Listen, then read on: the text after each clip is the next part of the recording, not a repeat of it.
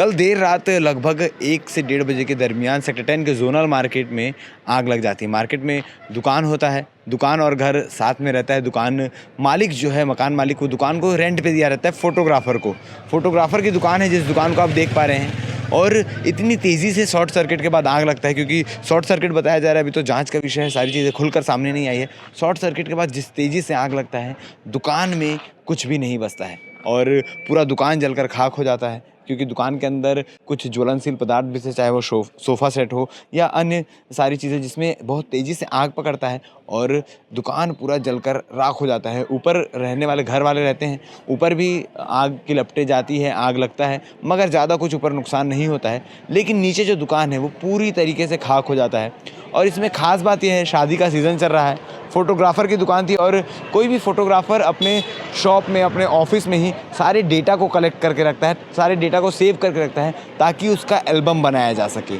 और कोई शख्स जब किसी आयोजन को करता है, किसी कार्यक्रम को करता है, तो फ़ोटोग्राफ़र को बुलाने के पीछे एक बहुत बड़ा मकसद ये रहता है कि उन यादों को संजो के रखा जा सके, उन यादों को समेट के रखा जा सके, ताकि आज से 2 साल बाद, 4 साल बाद जब भी हम उन तस्वीरों को देखें तो हमारी वो पुरानी यादें ताज़ा हो जाएँ, हमारी वो पुरानी मेमोरी रिकॉल हो जाए कि कब हमने किस प्रकार से आयोजन किया था, कब किस प्रकार से कितना मज़ा आया था शादी में। मगर अफ़सोस की बात ये है कि जब ये दुकान जला तो उस दुकान के अंदर मौजूद सारे डाटा भी जल गए।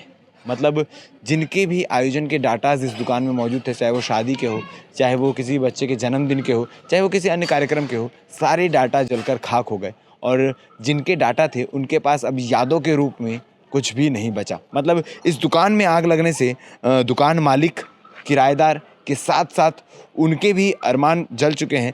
जो फ़ोटोज़ खिंचाए थे, जो अपनी यादों को संजोने का काम किए थे, जो अपनी यादों को संजोने के लिए एक फ़ोटोग्राफ़र को बुलाए थे, एक फ़ोटोग्राफ़र को बुक किए थे। तो कई सारे लोगों को नुकसान हुआ है इस चीज़ों से। और आपको बता दें कि जब फायर ब्रिगेड की टीम आग बुझा रही थी, मिली जानकारी के हिसाब से 1 घंटा देरी से फायर ब्रिगेड की टीम पहुँची। अगर टाइम पे पहुँचती तो शायद कुछ बच जाता, मगर 1 घंटा देरी से पहुँचने के बाद जब फायर ब्रिगेड की टीम पहुँची मौके पर, तो उन्होंने आग पर काबू पाया। और आग पर काबू पाने के बाद आपको बता दें कि घर के अंदर से कुछ नोटों के बंडल मिलने की बातें सामने आ रही है। वीडियो हम आपको शेयर करेंगे, आप वीडियो में देख सकते हैं कि किस प्रकार से नोटों के बंडल मिल रहे हैं। अब ये नोटों के बंडल किसके हैं, ये जांच का विषय है। क्योंकि नीचे के फ्लोर में आग लगा है, तो एक तरफ नीचे जो है वो फ़ोटोग्राफ़र का शॉप था, फ़ोटो स्टूडियो था, और दूसरी तरफ घर वाले रहते थे। छोटा सा हॉल बना हुआ था उनका। अब ये किस साइड से मिला है नोटों के बंडल और किसके नोटों के बंडल हैं, और इस दुकान में क्या कर रहे थे? क्या वो फ़ोटोग्राफ़र की बुकिंग अमाउंट थी, या वो अपने जमा पूंजी को यहीं दुकान में, अपनी ऑफ़िस में रखा करता था? ये सारी चीज़ें जांच का विषय है। अभी हमारे पास मिली जानकारी के हिसाब से हमने आपको सारी चीज़ें बता दी, कितने बजे आग लगा और किस प्रकार से आग लगी है। इसमें जो कुछ भी अपडेट आता है, क्योंकि घर वालों ने बात करने से बिल्कुल मना कर दिया है। अगर घर वाले आगे चल के हमसे बात करते हैं तो हम उनसे बातचीत करके बताएँगे कि कितने का नुकसान हुआ है और क्या कुछ नुकसान उनको झेलना पड़ा है।